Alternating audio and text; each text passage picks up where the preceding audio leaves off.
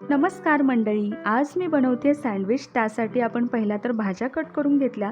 सिमला मिरची, कांदा, टोमॅटो, गाजर आणि काकडी हे छान मिक्स करून घेतलं. चवीनुसार मीठ टाकायचं. आता हे मेयोनीज ह्याच्यामध्ये आपण टाकून घेऊयात.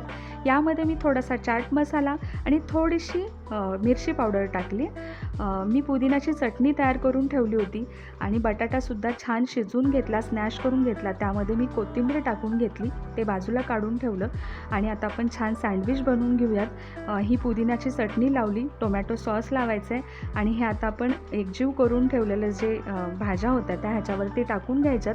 नंतर मग मी ह्याच्यावरती थोडंसं चीज टाकलं आहे आणि बटाटासुद्धा टाकून घेतला आहे आणि हे आपण रेडी करून घेऊन आता भाजून घेऊयात. मस्त बटरवरती हे भाजून घ्यायचं आहे. पहिलं सँडविच खास तुमच्यासाठी कसं झालं नक्की कमेंट करून सांगा. लाईक करा, शेअर करा आणि जाता जाता सबस्क्राईब करायला विसरू नका. Bye bye.